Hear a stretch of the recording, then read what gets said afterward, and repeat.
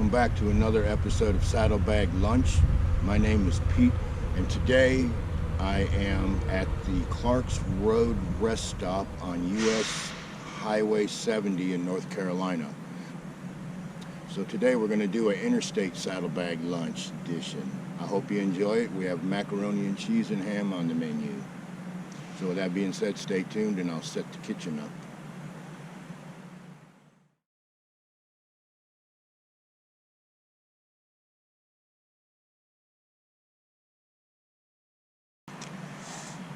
Alright, so today I'm going to be cooking with heat tabs instead of my alcohol stove. Hopefully one will be enough. If not, I do have a backup. And I got this new stainless steel lid for my canteen cup. So that should work out pretty good, I hope. But yeah, Knorr noodles, macaroni and cheese actually, with some canned ham. So let's get a can opener up here and open this up.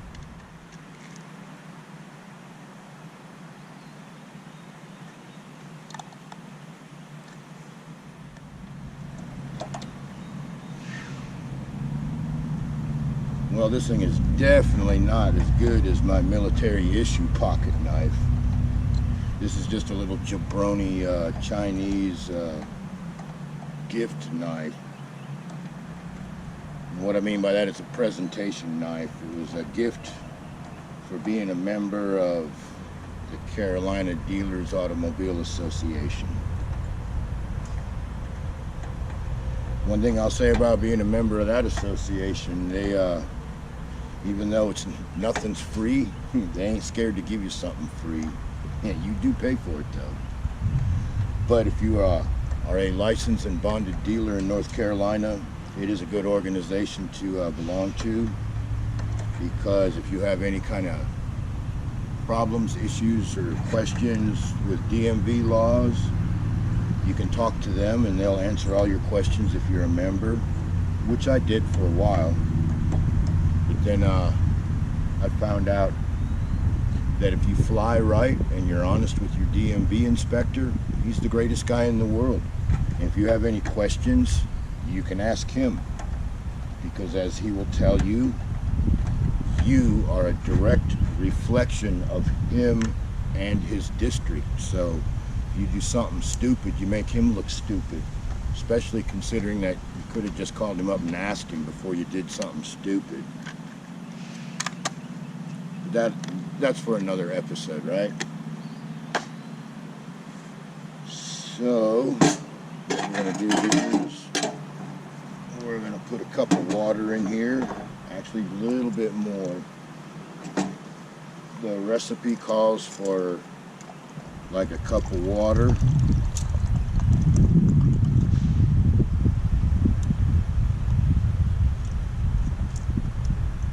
And then it also calls for like a quarter cup of milk. Well, guess what? I don't have any milk because I'm traveling.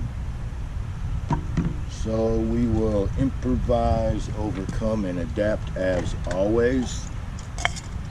Put a little Coffee Mate in there. We'll see what that does, right?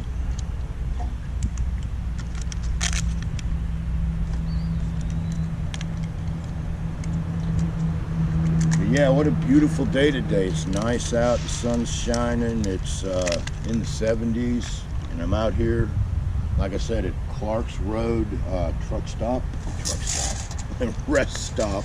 There's a bunch of trucks here, there's a few cars. But what a great place to have lunch. I'm sitting here in the pine shade.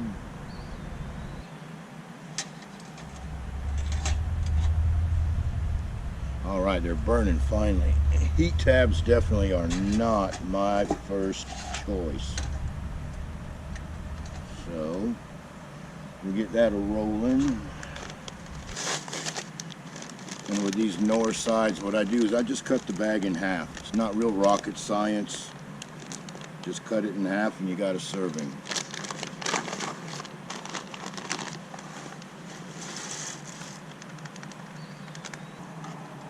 And we'll give that a little stir.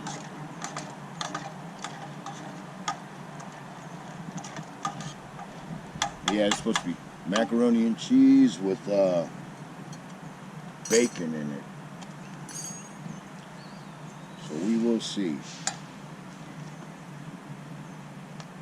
Go ahead and add some ham. But yeah, it goes back to my basic story of why would you, when you're traveling, want to eat in a restaurant? You can just stop at a place like this and make you a quick lunch. Better than anything you'll find at a truck stop, short of liver and onions, right? So yeah, so I got a Nor side that cost $1, so that's 50 cents. And of course the canned ham, that's $1 for now. And so for $1.50, I got me a quick hot lunch here, don't I? We'll just kind of let that sit there and bubble on up for a while. But yeah, now that things are starting to loosen up again a little bit here and there, that's awesome.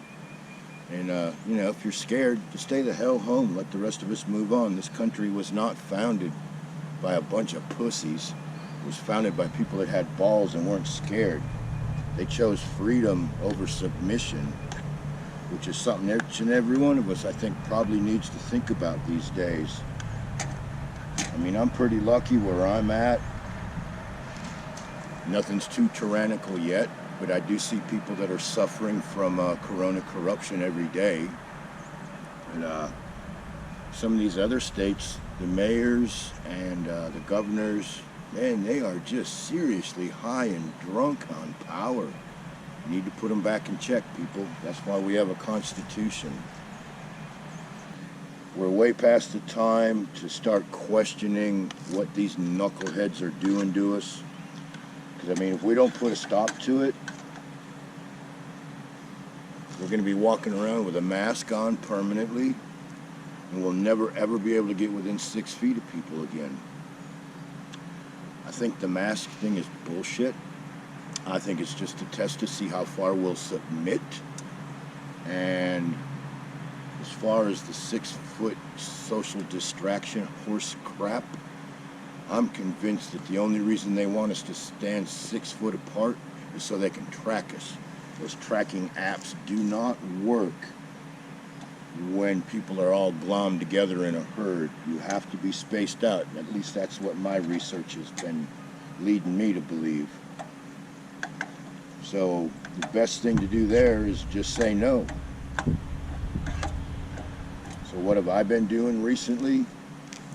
I either I leave my phone at home, track that asswipe, or I turn it off and then I double wrap it in aluminum foil that's not smooth, it's kind of rumpled up to help break up the signal. And if I need to make a phone call, I'll turn it on. Track that, right? I'll show up every now and then as a blip on the map, right? Because until I think of something better, my only other option would be to pull a Marshall Sheriff Longmire. Have you ever seen that series? It's called Longmire. The guy was a sheriff like out in Wyoming in modern times, and he didn't carry a cell phone. The funniest thing, wherever he was at, if he needed to use a phone, he would just grab someone's phone and say, man, I need to make a phone call. I think that's pretty smart, actually. So I might even start pulling a Longmire. The only problem I'll have with that is trying to memorize numbers. At 59 going on 60, memorizing numbers might possibly be a thing of the past. So I guess I just have to do like I did when I was younger, right? Have a little black book. Nothing wrong with that, I guess. And I can even remember at times in my life, everything in my black book was written in code. I'm sure it wasn't a real serious code, but it was still a code. Figure that one out, right? I wasn't going to just give you the information. I think I'm going to throw another heat tab in there. We'll see. It's starting to boil. Like I said, my first choice is not a heat tab. I would much rather use an alcohol stove, but I think for convenience sake today I'll use a stinky heat tab. So yeah, now that things in certain areas are starting to lighten up, who's ready for a serious road trip? Raise your hand. I'd raise mine twice, but I'm cooking. Yeah, I still have some what will be epic to me road trips planned for the summer. I might have to change my thought process on them a little bit, but I still plan on doing it. You know, I'll go to places that ain't communist and ain't demanding that I submit and wear a frickin' mask and all this other stupid shit.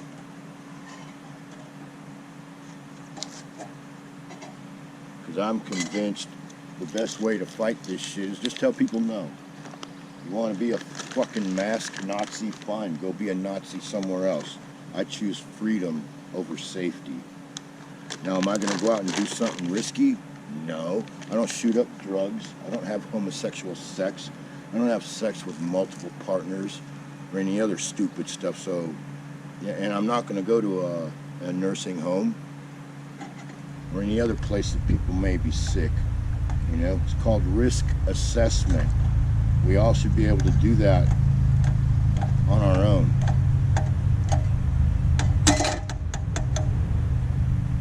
I'm an adult. I should be able to sit there and say, do I want to do this or not? Because I have learned a long time ago to listen to that inner voice, because he's always right.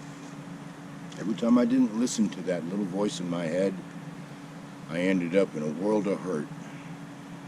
Whatever that definition of hurt meant, whether it was like ending up in jail, ending up on the short end of the stick, or something even worse than that. But yeah, as an adult, I should be able to make up my own mind what I want to do. Sit there and have someone tell me what I can and can't do, and to tell me that I'm non-essential. How fucking dare they say something like that? Every American is essential. Every American is important. And that's more of that psyop shit where they're trying to break us down. Stay strong, people. Stay strong. Think about what our forefathers in the American Revolution, what they went through. Things got so bad they finally had to say, I'd rather die trying to fix the problem than deal with this problem any longer. Think about that. Now, I'm not advocating violence. I would say first, let's follow Gandhi's footsteps. Peaceful civil disobedience. See how that works. Because I know the powers that be, man, they're taking plays straight out of the Nazi book. Hitler would be proud of what these Democrats are doing.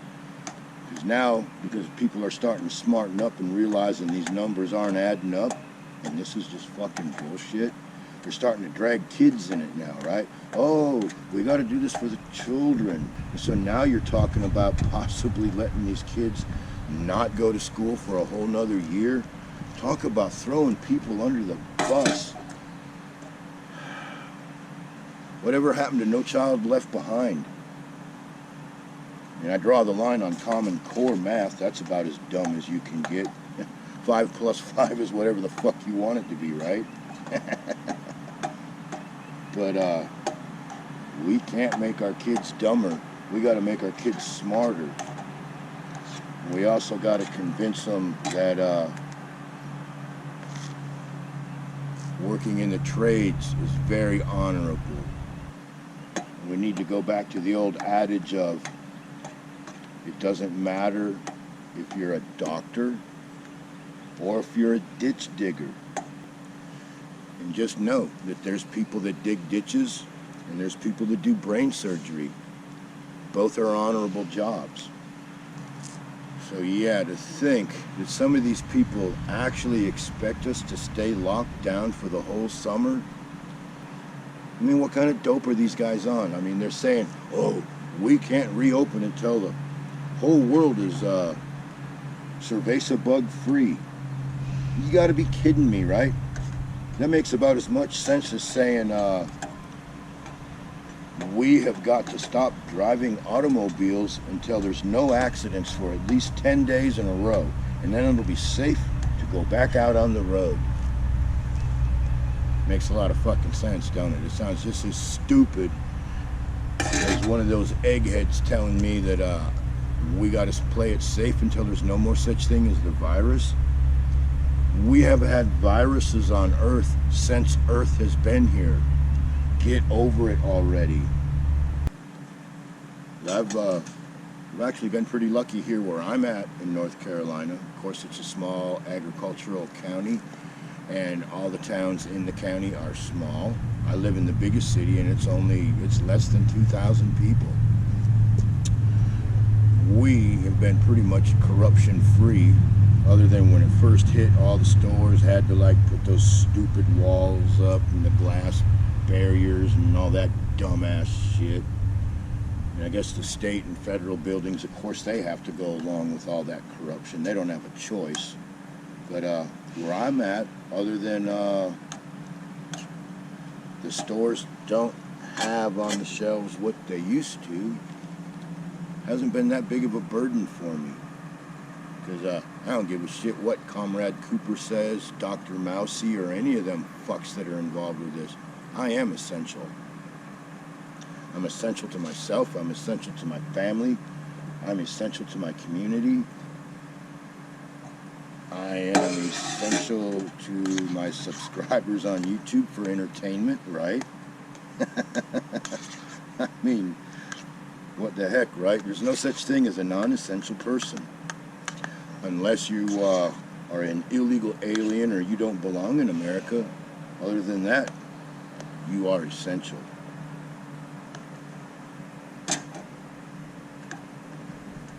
And yeah, back to this school thing. I mean, just what kind of nonsense is that? Telling kids they gotta stay home. I'm willing to bet the average kid, unless he lives on McDonald's food, has got a much stronger immunity system than the average adult. And if you're a good parent and you let your kid play in the dirt and swing from trees and do what normal kids do, his immunity will be even stronger. Because there's seriously something to be said about herd immunity. I mean, how many people as a kid was told to go play with little Johnny or little Susie because they had the chicken pox or they had the measles? We had chicken pox parties and measles parties. A lot of common sense behind that. That way every little kid in the neighborhood gets sick at one time and they get over it, and then everything goes back to normal, right? What happened to that philosophy? It's worked ever since there's been kids. Oh yeah, that's right. This is not about our safety. This is about tracking us and keeping us in line. I mean, think about it. They're talking about these tracking apps. What the hell's that all about? Seriously? I mean, really? Seriously?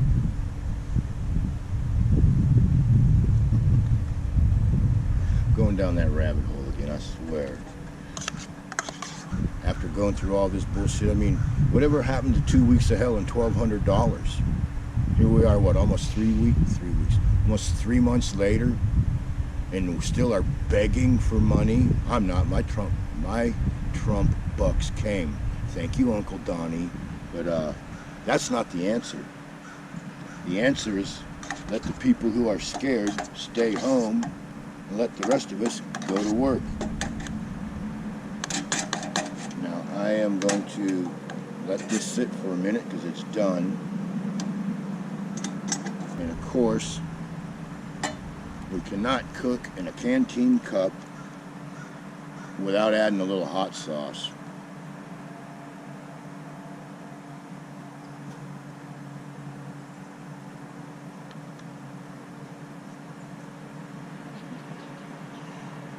You want to see a situation go to shit quick? Take all the hot sauce out of the MREs that our military eats. You would see some people pissed off quick. Alright, that's looking really good.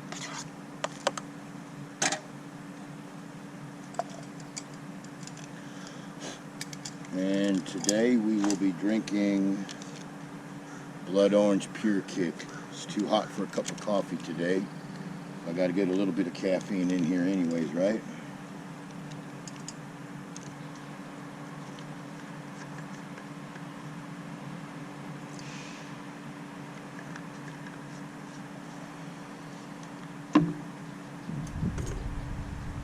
I know you can't smell it, but I can. It's fresh air. And you know what it smells like to me? It smells like freedom.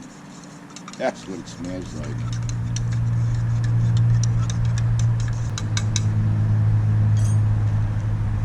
Macaroni and cheese with bacon bits and canned ham. Here's to you.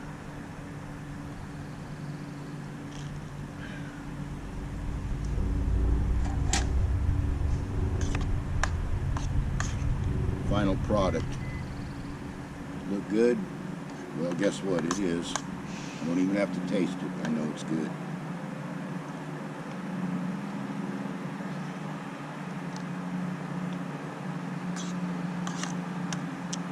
Excellent. Really hard to beat macaroni and cheese, ain't it? Definitely one of those comfort foods for me. You can never go wrong with mac and cheese. Alright, time to turn the camera off, enjoy my lunch, and then we'll go from there. Alright, well, that wraps up another episode of 1822 MC Adventures and More. I hope you enjoyed the show. I hope you got something out of it. If you did, don't forget to do the YouTube thing, you know, thumbs up, like, subscribe, comment, all that good stuff. And there's 3 things I want you to remember. 1, never leave more than your tire tracks. 2, when you're out in the woods or in the park or wherever you're at, pick up after yourself. And if someone else was inconsiderate enough to leave their mess, as much as it sucks, do the right thing. Pick up after them. And 3, remember this. Nobody likes a fucking snitch. So with that being said, what do you say we ride on out of here? Follow me. I know a shortcut.